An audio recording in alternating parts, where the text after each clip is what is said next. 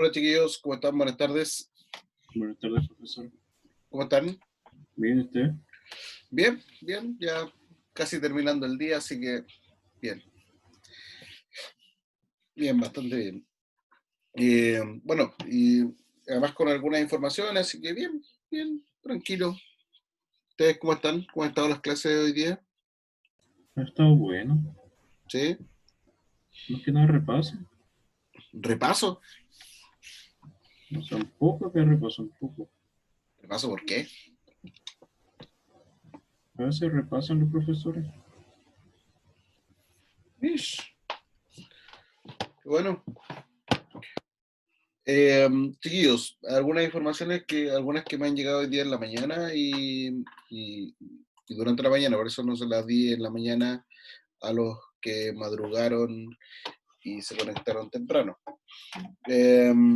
Primero, se ha confirmado la pausa pedagógica para la próxima semana, a contar del día 14 de septiembre hasta el día, no recuerdo si miércoles o viernes, 14, 15, 16, 17, hasta el día jueves 17. Obviamente ahí está también incluido después el día feriado del día viernes 18, ¿ya? Eso para la próxima semana, así que en resumidas cuentas y en términos mucho más simples, la próxima semana no hay clases, ¿ya? Eso por una parte.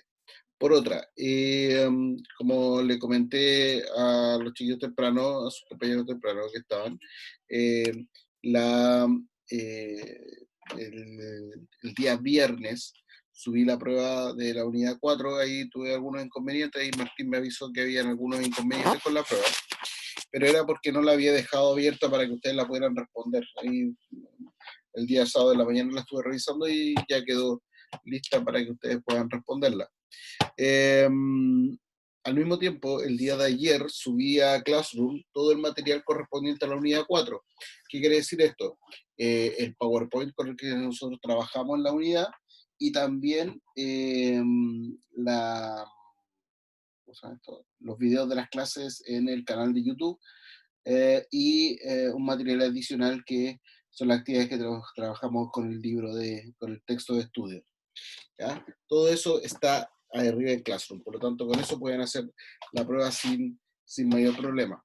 En el caso del tiempo en que va a estar la evaluación, la prueba va a estar de manera oficial hasta el día viernes 11. De manera oficial hasta el día viernes 11. Sin embargo, esta niña no está acá. Sin embargo,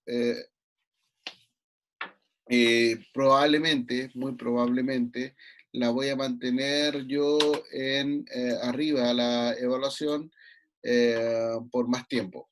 ¿Ya? Probablemente la voy a mantener por más tiempo. Yo creo que probablemente hasta miércoles de la semana siguiente, ¿ya?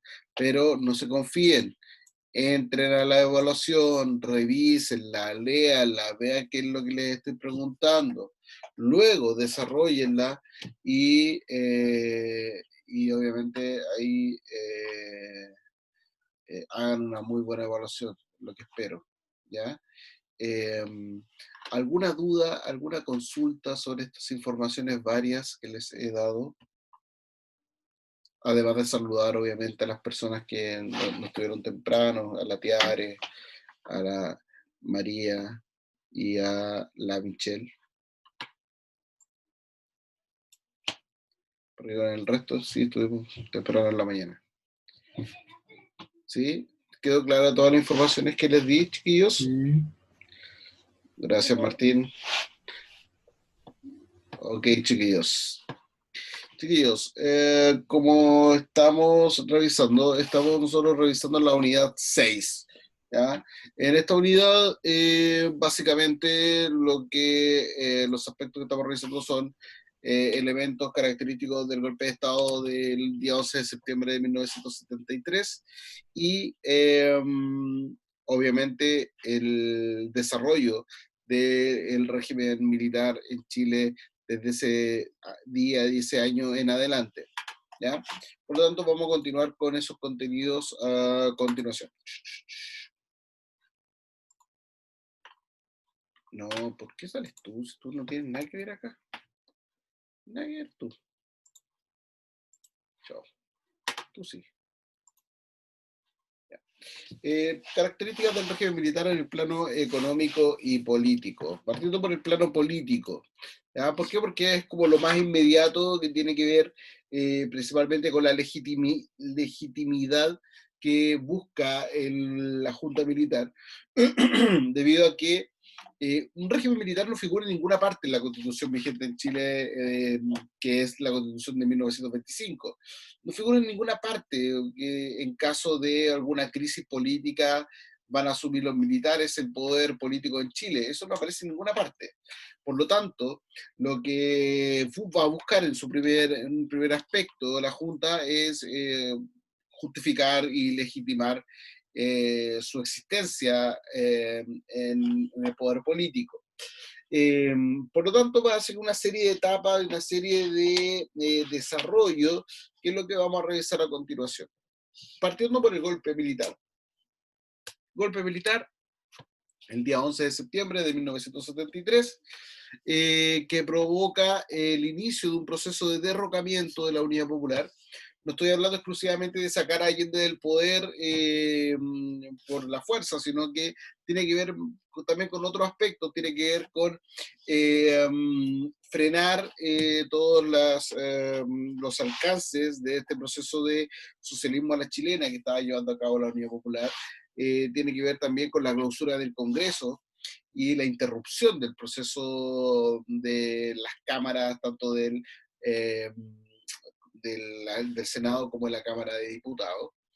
Y obviamente también tiene que ver con el establecimiento de una junta militar en el país que asume las funciones tanto de gobierno como el poder ejecutivo, así también como las funciones del poder legislativo. En este proceso entonces se desarrolla una búsqueda de una legitimidad, aunque suena un poquito contradictorio, vamos a ver posteriormente. De hecho, es bastante frecuente que se utilice este término. Es bien extraño, pero ocurre que aparece este término de la democracia y se utiliza de manera bastante suelta, es como nuestro sistema democrático que tenemos en Chile. Y eh, siempre cuando yo estaba en la edad de ustedes, viendo estos contenidos, 16, 17, me generaba mucha contradicción, porque ¿por qué hablamos de democracia si claramente no estamos en democracia? Pero ahí vamos a ver qué características llevaron a que sí se hablara de democracia. Y obviamente también una búsqueda de legitimar, como les decía, el poder desde el punto de vista del Ejecutivo y también desde el punto de vista judicial. Para esto también, y que obviamente facilitó mucho esta búsqueda de legitimidad democrática, porque no tenían rivales políticos, no tenían nadie que los contradijera, debido a la represión de los grupos disidentes, especialmente aquellos grupos que habían sido partidarios de la Unidad Popular. De esta forma, entonces, también el Estado de Derecho se ve sobrepasado. ¿Por qué? Porque nada de lo que estaba haciendo la Junta Militar estaba en la Constitución de 1925, que era la Constitución que estaba y que funcionaba en Chile de manera legal en ese entonces. Por lo tanto, va a necesitar de un primer momento de un compromiso por parte del Poder Judicial de darle un respaldo a la Junta Militar para que pudiera funcionar y pudiera tomar las decisiones que finalmente llevaron a la transformación política de Chile durante la dictadura. Al mismo tiempo se crearon órganos represivos como la DINA, la CNI, que buscaban esta represión de grupos disidentes a partir de el establecimiento de verdaderos campos de concentración, como Isla Dawson, como el Estadio Nacional, como Villa Grimaldi, centros de tortura y de violación a los derechos humanos, hasta llegar a la creación de la Constitución de 1980, que va a tener como sus principales objetivos, o el principal objetivo es la legitimidad del régimen militar y otorgarle esa legitimidad a la Junta Militar y al régimen militar. ¿Ya? Y eso es más o menos como una síntesis del aspecto político que lo vamos a revisar en algunos puntos a continuación. Luego del golpe, quedaba la sensación de ilegitimidad por derrocar a un gobierno democráticamente elegido.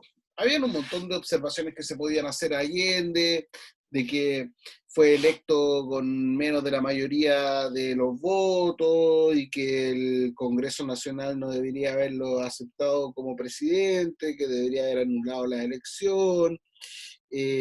Hubo siempre una serie de cuestionamientos, eh, al mismo tiempo de que algunas de las prácticas que estaba llevando Allende en representación de la Unidad Popular no eran muy democráticas, que en algunas ocasiones estaba sobrepasando sus atribuciones como presidente, eh, pero aún así, era un presidente y era un gobierno democráticamente elegido. No así el caso de la Junta Militar. Por lo tanto, la Junta, junto a sus asesores civiles, porque tenía asesores civiles, muchos de ellos abogados destacados del país, tenía que analizar de qué forma se podía brindar un marco de legalidad y de legitimidad al régimen que estaba iniciando. ¿Ya? ¿Cómo? Porque si, como le repito y se lo voy a decir en varias ocasiones durante la clase, eh, en ninguna parte de la Constitución de 1925 decía, en caso de que quede la embarrada en Chile, los militares pueden intervenir y pueden ocupar el poder. En ninguna parte decía eso. Por lo tanto, lo que estaban haciendo los militares era ilegal. Obviamente tenían el respaldo de que no había nadie que pudiera oponerse a ellos y decirle, oiga, usted lo que está haciendo es ilegal. Por lo tanto, entre comillas, podían hacer lo que quisieran en el país. Fue más o menos lo que hicieron, de hecho. Se crea una comisión en esta búsqueda de legitimidad, se crea una comisión que entregó un anteproyecto de constitución política que lo entregaron en 1978. Ahí uno dice y entiende el tiempo, el plazo que se demoró en redactar esto. Eh, por eso cuando pienso en todo este tema de el apruebo, el rechazo y todo, digo, ya está bien, o sea, uno se puede manifestar a favor de una postura o de otra, pero eh, este es tiempo, o sea, redactar una constitución es tiempo y es un proceso fuerte. ¿Por qué? Porque eh, hartas cosas, eh, primero proyectarse como país, o sea, qué es lo que nosotros como chilenos, como habitantes de Chile, chilenos o no chilenos, como habitantes de Chile queremos para Chile.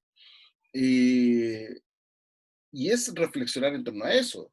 Y ojo, que yo más allá de ser pro apruebo, pro rechazo, yo soy partidario de la reflexión. Entonces, cuando uno reflexiona, probablemente diga, ¿sabes qué? Es necesaria una nueva constitución. O también es muy probable que diga, ¿sabes qué? Si queremos esto, no es necesaria una nueva constitución. Hay que cambiarle cositas a la que ya está. Por lo tanto, pero lo importante es que exista una reflexión antes. ¿Ya?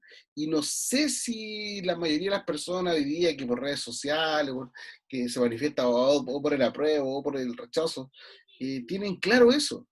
De hecho, no sé si la gente ha leído la Constitución en algún momento, como para decir yo creo que hay que cambiarla. ¿Y por qué cree que hay que cambiarla? Porque la leyó, no, pero ¿ya? Chiquillos, acá, y lo vamos a ver un poquito más adelante, siempre, siempre, la obligación de los votantes es la información, pero es obligación de nosotros como votantes, no es obligación de los candidatos entregar una propuesta de gobierno, por ejemplo. No es obligación de los candidatos entregar una propuesta de gobierno. Es obligación de nosotros, como votantes, exigir una propuesta de gobierno. Si yo voto por un candidato X sin considerar una propuesta de gobierno, eso es responsabilidad mía. Eso es responsabilidad mía. Que yo no me estoy haciendo cargo de mis responsabilidades ciudadanas. Finalmente, este Consejo de Estado, presidido por el expresidente Alessandri, que lo corrigió y entregó el proyecto final a la Junta en el año 1980. Ese mismo año, la Junta redactó la Constitución final, la cual comprendía 120 artículos permanentes y 29 transitorios que durarían hasta el cese de las funciones del régimen militar, es decir, en marzo del 90 o bien en marzo de 1998. ¿Por qué en marzo de 1998? En caso de que no funcionara el plebiscito del sí y del no del año 1988, Pinochet habría estado 10 años más en el poder. ¿Ya? Por eso es que se habla también de 1998. La Constitución de 1980 fue plebiscitada el 11 de septiembre de 1980 bajo un marco de estado de sitio permanente y solo teniendo el país un mes para discutirla. Ahí está lo que yo les decía. Claro, uno dice, bueno, había que votar sí o no. Sí, pero también había que leerla. Entonces muchas personas, probablemente hubo muchas personas que votaron porque sí y en realidad no la habían leído. O al revés también, quizás. Por lo tanto, y más encima es complejo porque hubo muchos cuestionamientos ante esto debido a que no había un respaldo democrático para estas elecciones, para este plebiscito. No habían registros electorales, por ejemplo. Entonces, era todo bien cuestionado. Y la oposición fue duramente perseguida en este proceso de propaganda, por decirlo de alguna manera, de la Constitución, o de aprobar o rechazar la nueva Constitución, y no tuvo mayores posibilidades de propaganda, como sí la tuvo la opción del sí, opción que aprobaba la Constitución, sus artículos transitorios y la permanencia de Pinochet en el poder hasta el año 1990, que fue finalmente que resultó vencedora. De esa forma, entonces, se aprobó eh, la Constitución del año 1980 y fue juramentada en el día 11 de marzo de 1981. ¿Ya?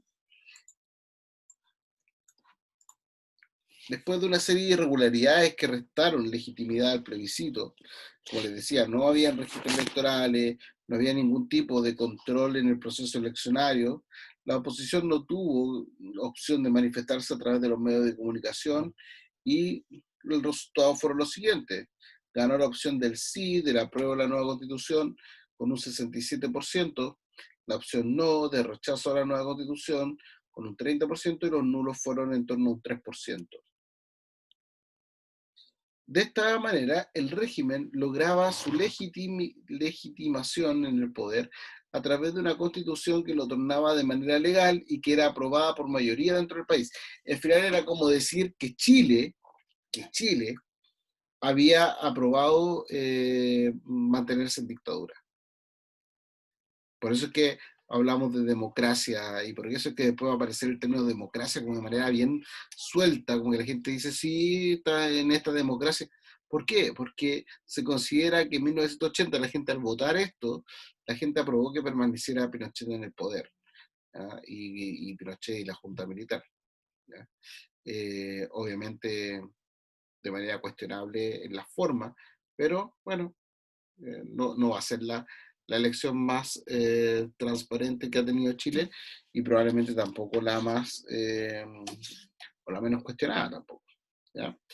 Sin embargo, se aprobó igual de todas maneras, con todas sus características antidemocráticas, y los principales puntos eran: primero, la creación de un Consejo de Seguridad Nacional presidido por el presidente de la República, que en este caso iba a ser una persona electa por la Junta Militar, que recayó esta autoridad en Augusto Pinochet, integrado también por los comandantes en jefe de las Fuerzas Armadas, el presidente de la Cámara de Senadores y el presidente de la Corte Suprema de Justicia, con amplios poderes.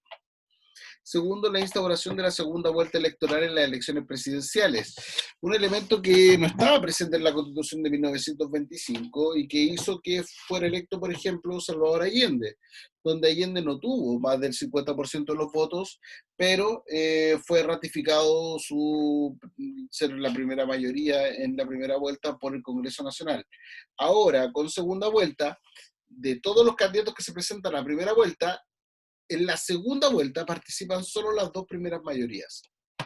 Y finalmente el ganador de esa segunda vuelta es el que es electo presidente. Se establece el sistema binominal, el cual aseguraba la representación de la derecha y obviamente de la izquierda como una especie de empate permanente en las elecciones de autoridades civiles una vez que retornara la democracia, ya que favorecía a la primera mayoría y también a la primera minoría. Pregunta, ¿saben ustedes cómo funciona el sistema binominal? ¿O cómo funcionaba el sistema binominal?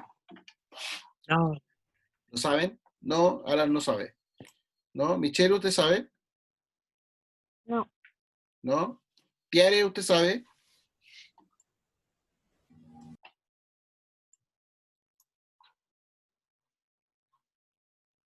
Tiare, ¿sabe? Martín, ¿sabe? Siento que sí, pero no sabría cómo explicarlo.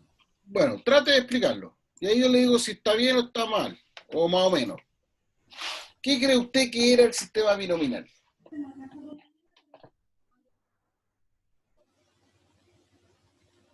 No sabría, profesor. Pero trate, pues, campeón, si estamos en confianza aquí, si somos poquitos.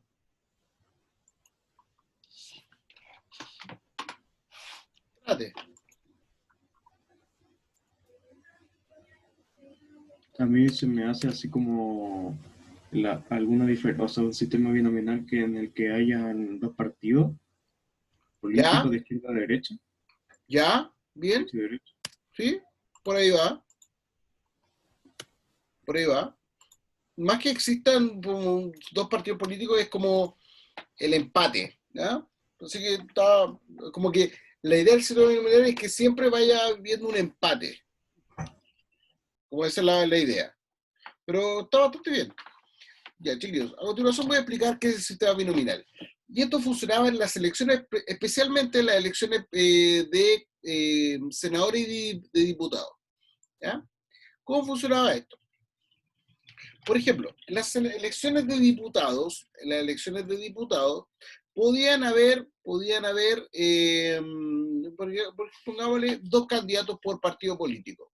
El partido A o el conglomerado político, partido A, que tenía el candidato 1 y el candidato 2, el partido o el grupo político que tenía al candidato 1, el candidato 1 y el candidato 2, y el tercer grupo político que tenía al candidato 1 y al candidato 2 de esa lista.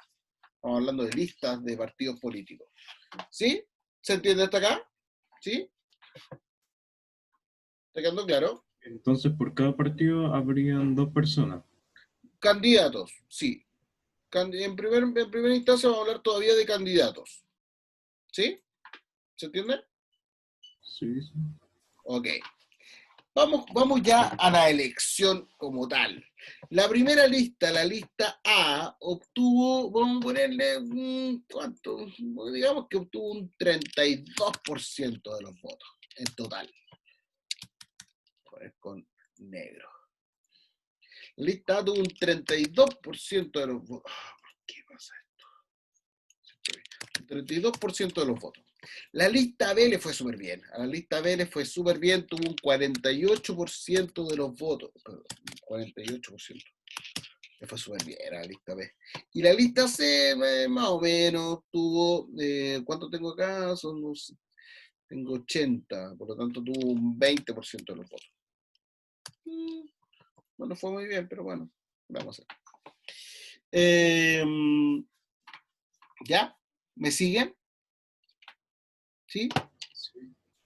Súper, súper. Vamos, vamos. La lista A, el candidato 1 tuvo, y esto lo voy a poner con rojo, el candidato 1 tuvo un 17% de los votos, así que fue bien. Y el candidato 2 tuvo un 15% de los votos, también fue bastante bien, no es malo.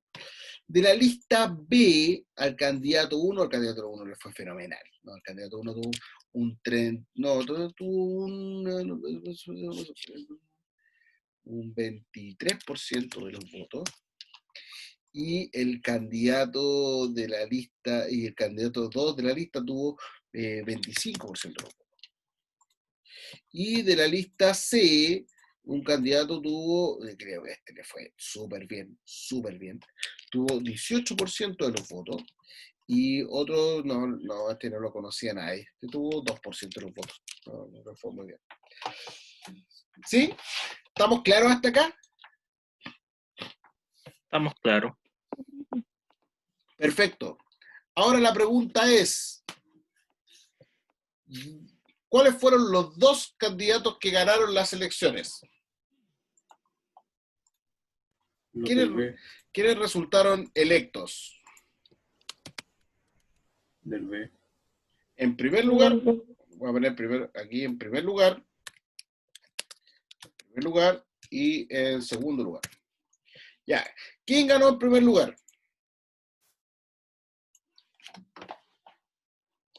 Primer lugar, El 2 del B. el 2 del B. Ya, en primer lugar, el 2 del B. Bien, ¿estamos todos de acuerdo? ¿Sí? En primer lugar, el candidato 2 del B porque tuvo un 25% de los votos. Perfecto. ¿Cuál fue el segundo candidato electo? El 1 del B. ¿El 1 del B? Sí. ¿Por qué?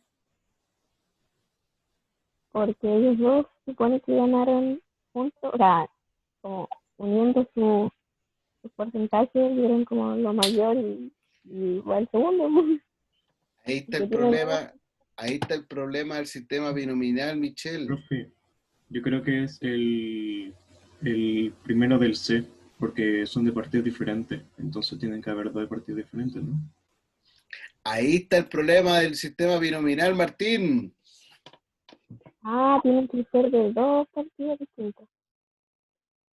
Y más todavía, el segundo candidato electo en estas elecciones fue el candidato 1 de la lista A con un 17% de los votos. Porque tienen mayor porcentaje, ¿no? Por Sí, lista. Por Claro. lista. Mm, Acá, en el sistema binominal, lo primero que importa es el porcentaje que obtiene la lista. La primera lista es la B, la segunda lista es la A, la tercera es la C, pero no figura.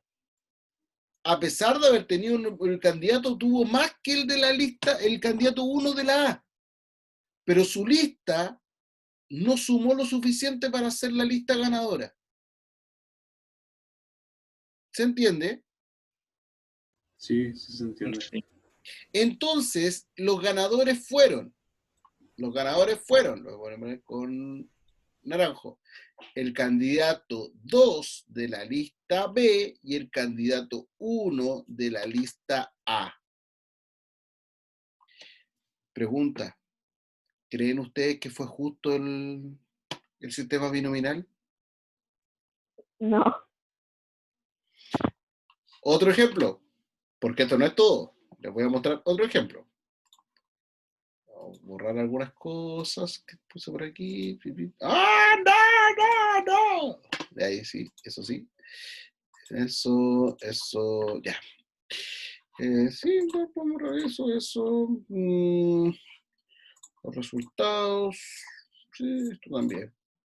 No, eso no. Eso tampoco. Y esto y esto. Ya. Otro ejemplo del sistema binominal, para que digan, el sistema binominal es malo. O era malo, ya no está. La lista A obtuvo, pongámosle unos 30% de los votos. La lista B le fue súper bien. A la B le fue súper bien. La B obtuvo 52% de los votos. Y la C, no, la C ya está puro perdiendo el tiempo, porque en realidad obtuvo 18% de los votos. Más o menos no me parece. ¿Cuánto obtuvieron por candidato? Por candidato. El candidato 1 de la lista A obtuvo obtuvo el 1 de la A, obtuvo un 16% de los votos.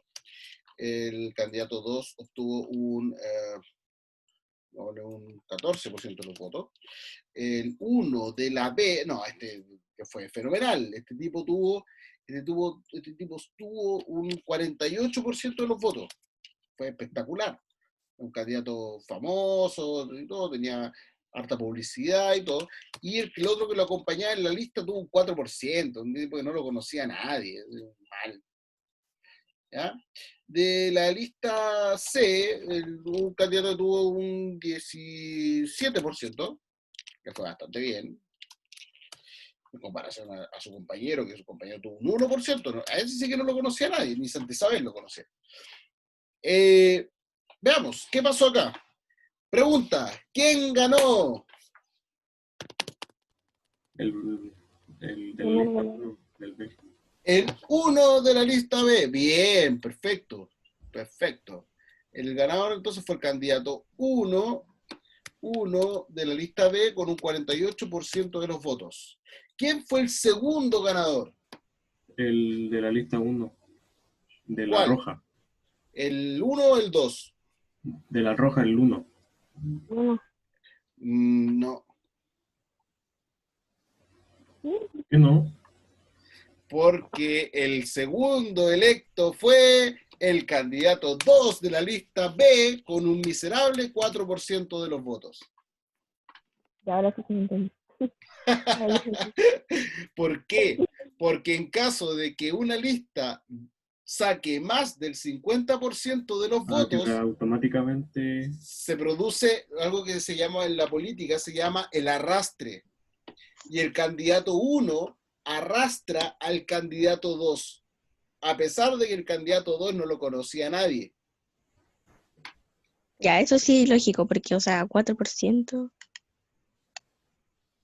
Lo otro tampoco es lógico, porque no hablas de mayorías. Aquí deberían ser, ¿quién ganó la elección? Ganó el 1 y el 1 de la B y el 1 de la C, si fuera por mayoría de votos. ¿Sí o no? Si fuera como por mayoría de votos. Pero es como un combo. Sí. Pero la idea es siempre ir manteniendo el empate. Ese es el fondo del sistema binominal. Ir siempre manteniendo el empate y que siempre hay y no le dé las cantidades ni a la izquierda ni a la derecha para poder hacer las modificaciones a la Constitución de 1980. Para eso está pensado esto. ¿Se entiende? Sí. Mira, es un poquito enredado, pero espero que haberlo explicado bien. Creo que lo expliqué bien, de hecho. ¿Sí? Sí, profe, sí, se entendió. Lo absurdo que es, se entendió. Sí, lo que pasa es que, mira, no es absurdo, aquí es una cuestión de cálculo. Y lo peor de todo es que esto ha ocurrido. Métanse ahí, si no, está bastante bien explicado los casos en Wikipedia, está bastante bien explicado los casos en qué ha ocurrido y donde han ganado candidatos con muy pocos votos porque han sido arrastrados por otros con muchos votos. Han perdido candidatos con, no sé, 20% de los votos, pero porque la otra lista dobló, entonces se llevó a todos los votos, o porque un candidato tuvo 25%, otro tuvo un 1%, y estos de acá tuvieron en la lista, en total tuvieron un 30%. Entonces ganó la mayoría de esa lista. Y así uno ve los montón de situaciones que han ocurrido, y obviamente que hay un nivel de injusticia igual importante. Porque uno asume, por lo general, que los que ganan son los que tienen más votos. Pero en realidad esta cuestión es, por eso es que no es tan simple, no es tan simple cuando se habla de los partidos políticos, cuando tienen que definir cuáles van a ser sus candidatos al Parlamento o a otra instancia, porque es casi como hacer un juego matemático de con quiénes puedo doblar, con quiénes no, si con este alcanza, con este no. Entonces, es bastante complejo, no es tan fácil. pero se entendió, ¿cierto? Sí, Obvio. ¿Lo ya, explicó bien? qué bueno, chicos. Bueno, también está la creación de los senadores designados y vitalicios. ¿Quiénes formaban parte de estos senadores? Los senadores designados y vitalicios formaban parte expresidentes de la República, ex comandantes en jefe de las Fuerzas Armadas, ex miembros de la Corte Suprema, entre otros. Se establecía que Pinochet, en la calidad de presidente de la República, gobernara el país hasta 1988, donde se realizaría un plebiscito para decidir sobre su permanencia en el poder, y en el caso de lograrla, se extendería hasta 1997 y se llamaría elecciones ese año para el año siguiente.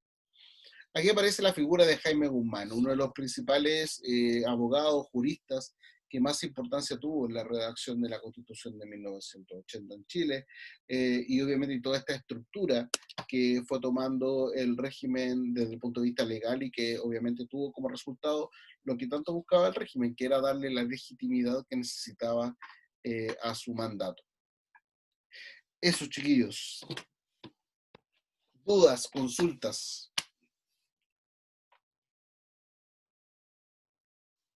¿No? ¿Está todo claro? ¿Sí? ¿Todo claro, profe?